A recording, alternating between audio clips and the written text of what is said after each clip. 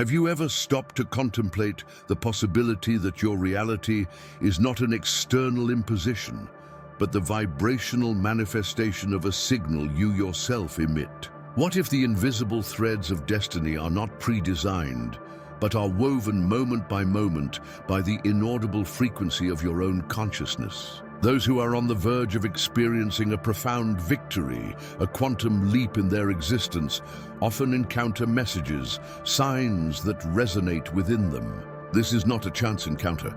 It is a deliberate tuning of the cosmos to the frequency of your being. What is about to be revealed will transform your perception of the esoteric universe and show you how ancient wisdom is not mere mythology, but the fundamental engineering of our reality. Pay attention, for what we will share today is not a simple teaching, but a revelation that few have dared to decipher. We will delve into the cosmic principles guarded by Thoth himself, the scribe of the gods, whose essence permeates lost scrolls and forgotten inscriptions. I promise you that if your heart is open and your mind is willing to transcend the limitations imposed by the material world, these words will ignite a light that will illuminate your path to an inner alchemy, transforming the lead of uncertainty into the gold of manifested certainty. It is time to activate that divine spark within you and reclaim your inherent power as a co-creator of your universe. Before crossing this threshold, it is necessary to declare your intention. Every action in the universe generates an echo. Therefore, I invite you to make 3 decrees. First, imprint your energy on this video with a like a seal marking the beginning of your journey. Second, subscribe to permanently open this channel of wisdom, ensuring that the connection between us is never lost in the ether. Third, scroll down to the comment section and write, "I seek the truth." This is your personal decree, your affirmation to the cosmos that you are ready to receive what will be revealed. Now, let's delve into the first arcana, consciousness as a beacon of frequency. Since the dawn of civilization, great masters and shamans have maintained that human consciousness is not merely an epiphenomenon of the brain, a passive byproduct of gray matter. Rather, they viewed it as an active entity, a vibrational emitter, a kind of cosmic beacon that projects a unique and intrinsic signal into the vast tapestry of the universe. This idea, whispered in the temples of Egypt and meditated on in the caves of Tibet, posits that every thought, every emotion, every intention not only resonates within our being, but radiates out into the unified field of existence, tracing an energetic map that the universe interprets and responds to. This is not a simple poetic metaphor, but an operating principle that, once understood, reveals the hidden mechanisms of manifestation. The ancient Hermetic texts, in fragments still not fully deciphered, describe the nous or divine mind not as a human property, but as the very essence of creation, capable of shaping reality through resonance. Just as a violin string vibrates in response to another, tuned to the same note, thus generating a symphony of the visible from the invisible, deepening this understanding.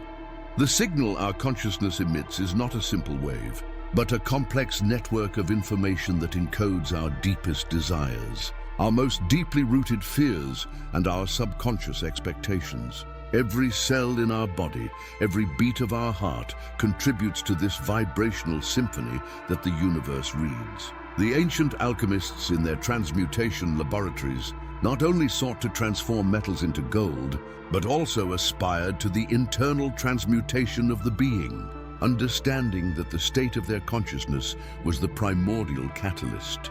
They knew that the success of the great work did not reside in inert chemical formulas, but in the impeccable vibrational coherence between their intention and the universal energy field.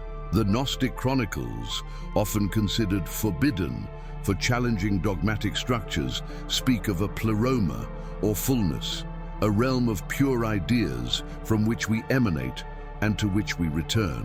Our consciousness, in its purest state, has the capacity to tune directly into this realm, drawing its archetypes and principles into our tangible experience. The ability of our attention to anchor this frequency in the present is what distinguishes the true master of manifestation from those who simply wish without conviction.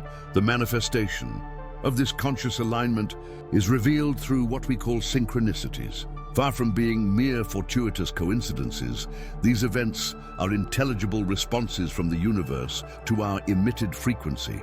Think of it as the echo returning a signal from a distance. When your consciousness emits a clear and coherent signal, the universe, with its inherent intelligence, orchestrates circumstances, encounters, and opportunities that align with that frequency. Ancient cultures, from the Celtic sages with their stone circles to the Hebrew prophets with their visions, interpreted the world not as a series of random events, but as a constant dialogue with Source. The I Ching, for example, is not just an oracle, but a complex system for decoding the synchronicities that arise from the interaction between our intention and the morphogenetic field of the cosmos. The Akashic Masters, those keepers of the universal records, teach that each synchronicity is a beacon that guides us, irrefutable proof that we are not separate from the divine flow, but intrinsically connected, receiving personalized signals that confirm the direction of our own vibration. The challenge, of course, lies in learning to discern and read these signs in a world that teaches us to ignore the subtle in favor of the obvious. But why has this wisdom remained hidden, relegated to the margins of history as mere myths or fantasies? The answer lies in the inherent power it grants. An individual who understands that their consciousness is a beacon of frequency, capable of shaping their reality, becomes a sovereign being, free from the chains of victimization and imposed destiny. Texts such as the Corpus Hermeticum, attributed to Hermes Trismegistus, or the enigmatic Nag Hammadi scriptures, which outline a deeper knowledge of the self and the cosmos, were jealously guarded by initiates, precisely because their mass revelation could undermine power structures that depended on humanity's ignorance. These teachings, considered forbidden for their potential to liberate the mind, describe consciousness not as a passive organ, but as a divine spark, a fragment of the One, capable of manifesting miracles when aligned with universal truth. The internal alchemy we were talking about is nothing other than the refining of this frequency signal, purifying our thoughts and emotions so that they resonate with the vibration of fulfillment and success, thus transforming not only our lives, but the very fabric of our surrounding reality. Therefore, true mastery of consciousness as a beacon of frequency lies not in the mere act of desiring, but in the art of being. That is, living, feeling, and acting as if the reality we seek already exists in our present. This is not a superficial act, but a profound, energetic alignment, an embodiment of the desired frequency in every fiber of our being. Ancient yogis and Buddhist monks, through their meditative practices, sought precisely to achieve these states of vibrational coherence, where mind, body, and spirit operate in unison, projecting a signal so pure that the universe has no choice but to respond with manifestation. The key is to let go of the need to want from lack and embrace the energy of receiving from the abundance already present. This reconfigures our energetic field, attuning us to the timeline where our desires have already materialized. Are you ready to stop desiring from scarcity and begin existing from the certainty of abundance? The question then arises, if our desires already exist in a field of infinite possibilities, how does our consciousness interact with this still invisible reality?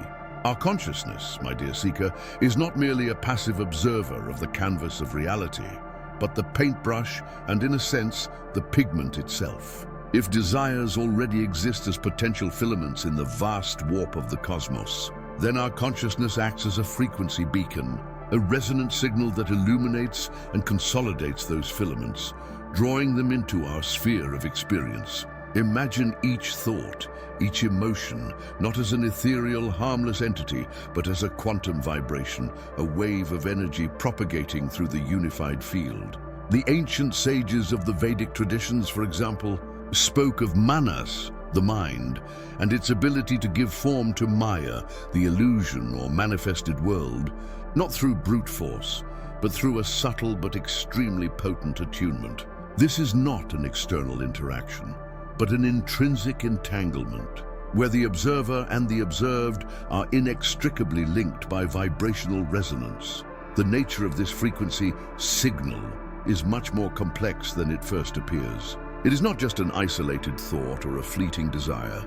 It is the coherent amalgamation of our deepest beliefs, our predominant emotions, and our most deeply held intentions. When these components are in perfect alignment, when what we think, what we feel, and what we truly believe is congruent, our signal becomes crystal clear, powerful, and unidirectional, like a laser beam cutting through the darkness. Conversely, doubt, fear, or disbelief act like white noise, distorting and dissipating the frequency, preventing the beacon from clearly reaching its target. This is why master alchemists sought not only the transmutation of lead into gold, but the transmutation of inner darkness into light, of emotional dissonance into vibrational harmony, understanding that the purity of the emitter is the key to the power of the emission. This is how synchronicities, those meaningful coincidences of which Carl Jung spoke, cease to be mere coincidences and reveal themselves to be the fingerprints of the universe responding to our frequency. They are the visible echoes of an invisible dance between our consciousness and the field of possibilities. An ancient Hermetic text, often hidden in esoteric manuscripts and known to few initiates, described the principle of correspondence not only as a mirror between the macro and the micro, but as a law of active resonance. What is emitted from the internal temple of consciousness finds its equivalent in the external temple of reality. These synchronicities are not random events, but alignments orchestrated by a cosmic intelligence that responds to the clarity and coherence of our own vibrational signal. They are the universe confirming the attunement, manifesting the realities that our beacon has illuminated. From the emerald tablets of Thoth, which whisper of the interconnectedness between the human mind and the universal mind, to the shamanic chants of ancient tribes that invoked rain and abundance through altered states of collective consciousness. The wisdom that consciousness emits a frequency capable of shaping reality is not new. Certain sections of the apocryphal Gospels, those texts that were banned or lost by the mainstream, alluded to an inherent power within man to move mountains, not through physical strength, but through unwavering faith and a knowledge of the subtle laws of creation. This was not magic in the childlike sense of the word, but a profound understanding of the vibrational science of the universe, a science that modernity is only just beginning to rediscover, shedding the veils of materialism. Understanding this forces us to look in the mirror of our own existence and ask ourselves, what signal am I emitting at this moment? Are my thoughts, emotions, and beliefs aligned with a frequency of abundance, health, and fulfillment, or are they dissonant, emitting a cacophony of fear and lack? The inner alchemy we've spoken of is then revealed as the supreme art of refining this signal, of purifying the beacon of our consciousness so that it radiates with maximum power and clarity. Because the universe doesn't give you what you ask for, but what you are. And it is in being where true power resides. But if the universe responds to this frequency, how can we discern the complex layers of resonance that operate beyond our conscious perception? Imagine then, beloved seekers, that every longing, every glimpse of a desired future is not a straight line to manifestation, but a nebula of potentiality, a primordial soup of probabilities. Just like subatomic particles that, according to quantum science, exist in multiple states simultaneously before being observed, your desires inhabit a vast field of superposition. They are not simply out there, waiting to be created. but already exist in infinite possible versions, a cosmic library of latent futures. The ancient Gnostics, in their cryptic texts that the mainstream dismissed as heretical, alluded to aeons and pleromas, dimensions where divine ideas and archetypes resided as unmanifested entities, awaiting the spark of consciousness to take form in the physical realm. It was their poetic way of describing this matrix of infinite possibilities, awaiting our conscious choice. This field of potential, my dear disciples of mystery, is the primordial ether so often spoken of in hermetic and alchemical traditions. From Egypt to the secret schools of the East, it is not a void, but a vibrant canvas, pregnant with all possible configurations of reality.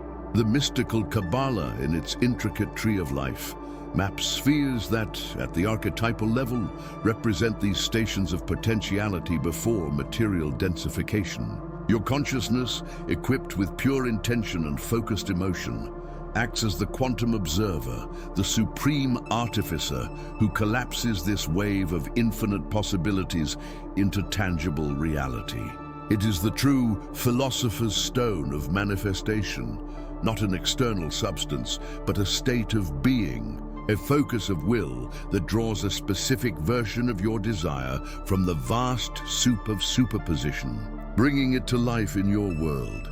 The Nag Hammadi manuscripts, those apocryphal gospels and Gnostic texts found in the Egyptian desert, while not using the term quantum superposition, did allude to a profound understanding that reality was malleable, a divine dream that human consciousness could co-create. They said in the Gospel of Thomas, if you make what is within you equal to what is without, and what is without equal to what is within, then you will enter the kingdom.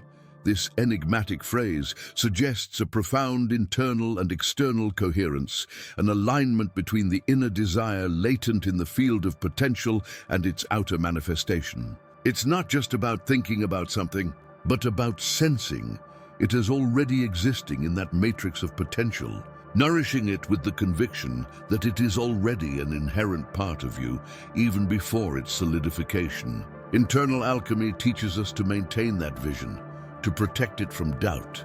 For doubt is the dissonant energy that dissipates the cohesion of potential. Thus, every choice you postpone, every dream you dare not contemplate with full faith and conviction, remains in a suspended state, a shadow in the field of potential. But you must understand that your fears and doubts, ironically, also act as observers, collapsing unwanted versions of the reality you fear. The secret lies in the mastery of your attention, in the art of directing the focus of your consciousness with the precision of a laser beam toward the desired version of your future. It is not a struggle against negative possibilities, but a conscious elevation of your vibration that naturally attunes to the frequency of your highest desire. The ancient oracles and prophecies, often misinterpreted as fixed and unalterable destinies, were actually readings of the strongest probabilities in the field of potential, influenced by the collective consciousness. However, individual consciousness always possesses the intrinsic power to rewrite its own course, to choose its own probability. True alchemy, therefore, does not seek to transform lead into physical gold, but rather the malleable uncertainty of potential into the unshakable certainty of manifestation. It is a process of distilling the will, purifying feeling, and unwaveringly focusing the mind. It is learning to hold a clear image and heightened emotion of your desire, not as an anxious want, but as an is already manifested in the realm of the possible. It is the hidden science of how to consciously choose from the quantum soup of possibilities, the master key to sculpting your destiny from the very essence of the universe. Soft background music, more intimate tom de vocal. Now, before we continue, close your eyes for a moment and ask yourself, how does this truth resonate within you? What realities are you, perhaps unknowingly, holding in superposition? When mind and heart unify in this work, the next phase of your revelation awaits, unveiling the master archetypes that, like golden threads, weave the tapestry of your destiny, But let us now return to the threshold of silence, to that place the profane mind labels void or stagnation. How ironic. It is precisely in these pauses, in these apparent nothingness, that the cosmos weaves its most intricate works. The universe, in its infinite wisdom, never ceases to create. What you perceive as inertia, as an absence of progress, is in reality the deepest gestation, the most potent and fertile stage of manifestation. The sages of ancient times did not see emptiness as a lack, but as an unlimited canvas, pure potentiality. As the Hermetic texts said, as below is, as above. And just as the seed must remain in the darkness of the earth before sprouting with force, your deepest desires ferment in the creative darkness of the quantum void, gathering the energy necessary for their eventual emergence. This quantum void is not nothingness. It is the plenitude of all unmanifested possibilities, a seething ocean of undifferentiated energy, a primordial crucible. Ancient cosmogonies, from Gnosticism to the Vedic traditions, speak of a primordial abyss or chaos from which all forms arose. It was not a disordered chaos, but a superimposed order, a primordial soup of infinite potentiality, awaiting the spark of consciousness to crystallize a reality. The Sumerian texts, the Egyptian cosmogonies, all allude to a state prior to form, a non-being that paradoxically contained everything.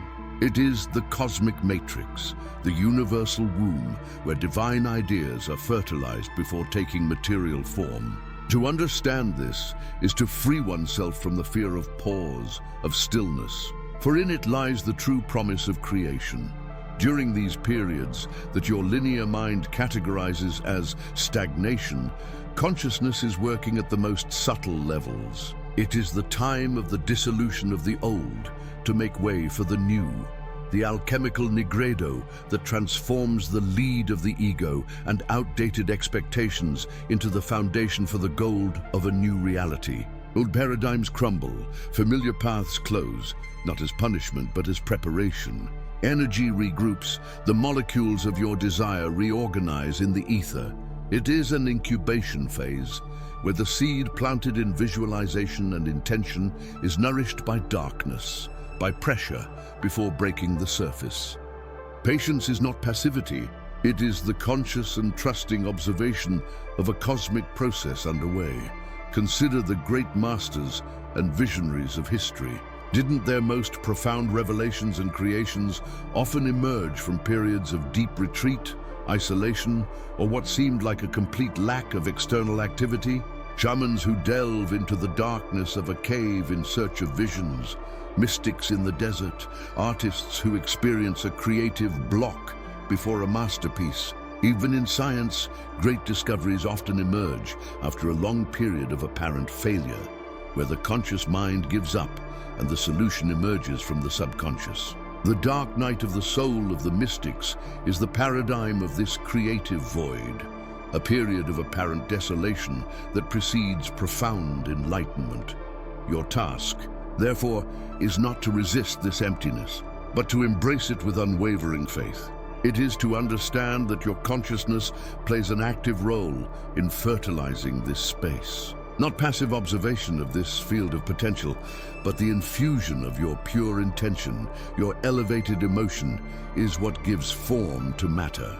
The void is not a bottomless pit, but a mirror of your inner state. If you approach it with fear, it will reflect chaos. If you approach it with trust and gratitude for what is yet to be born, it will become the crucible of your highest dreams. Internal alchemy demands that you transform your perception of the void from nothingness to the matrix of everything.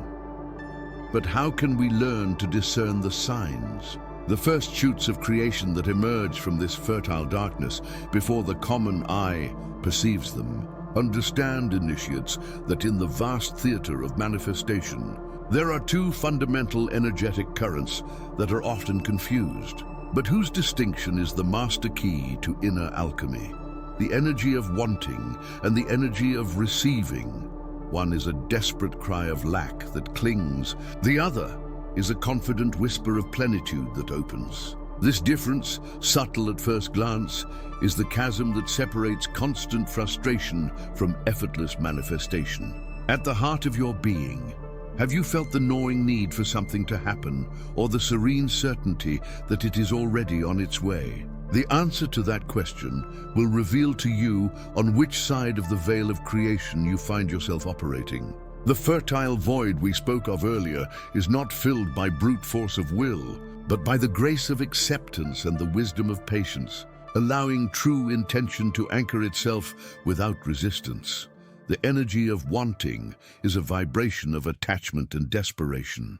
It is the beggar who, with his hand outstretched, not only asks but demands alms, feeling deep within the piercing absence of what he seeks. It is the wanting that manifests as a relentless search for external proof, an overwhelming need to see in order to believe, which paradoxically hinders self-manifestation.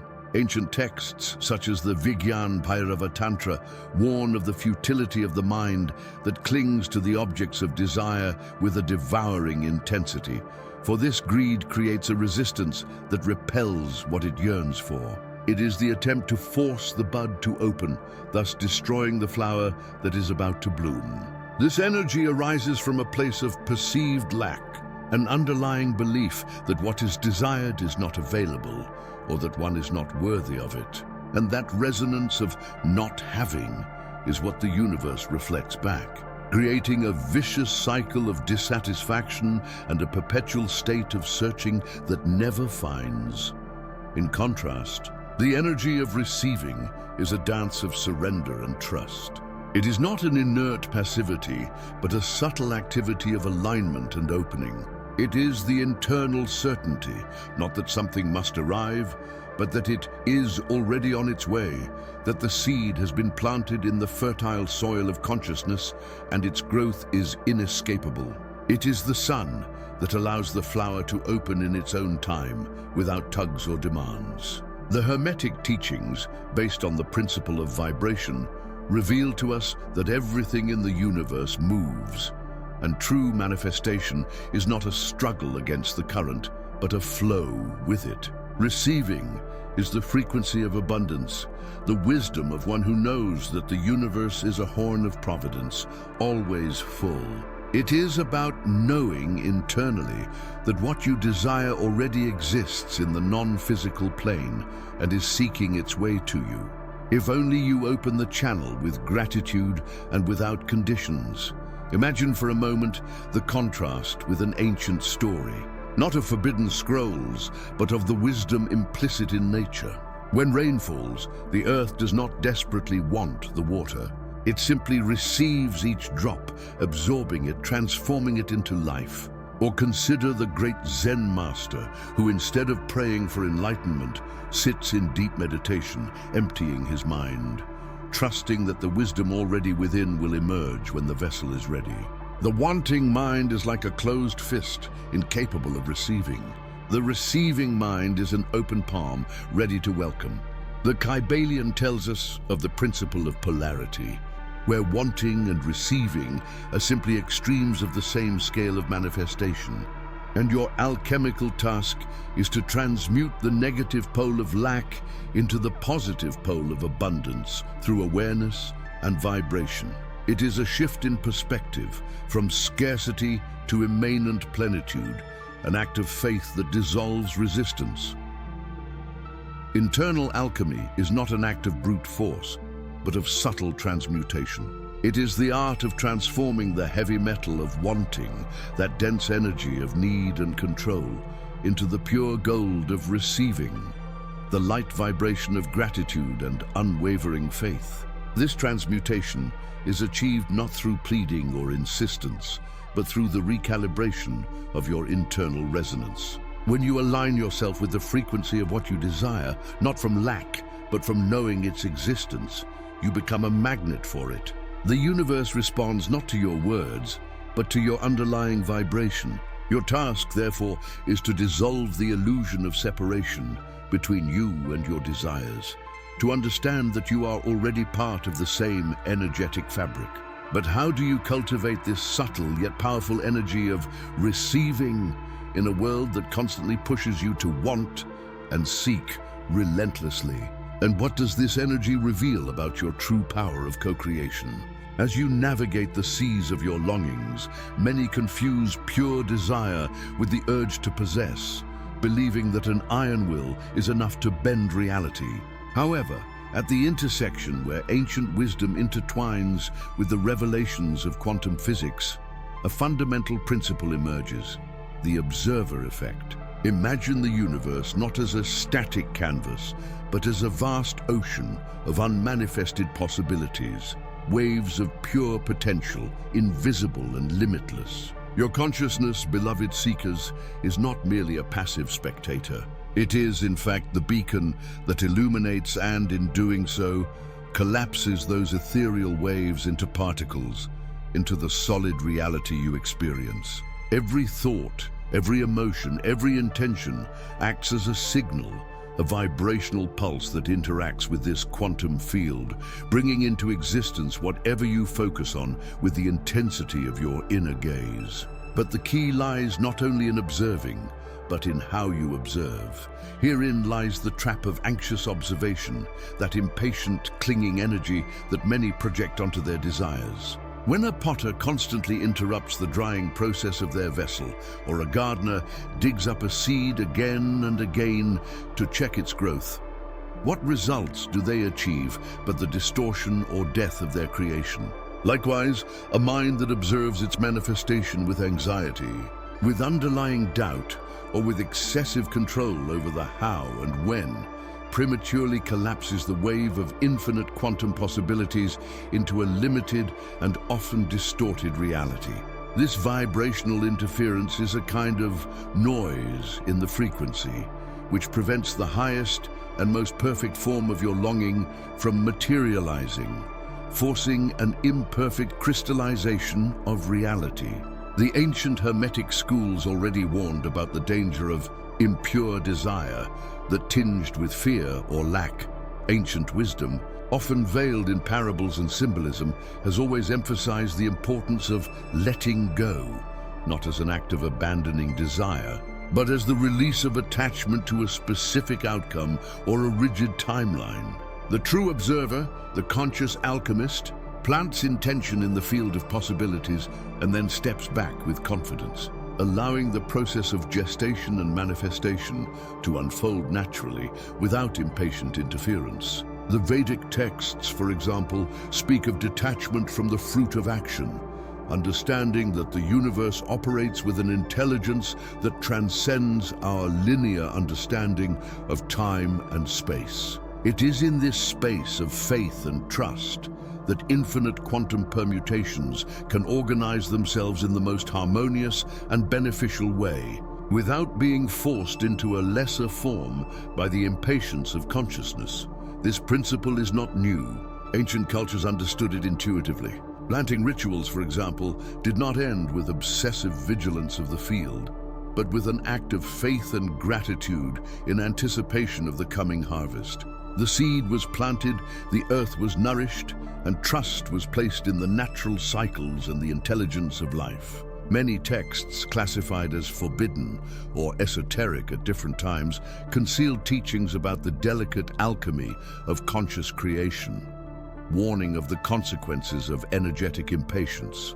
The manifestation of a partial reality, a distorted outcome, or even the nullification of the original possibility are echoes of that anxious observation that did not allow the fullness of the quantum field to manifest in its most optimal expression, leaving us trapped in cycles of unfulfilled desires due to our own vibrational incoherence.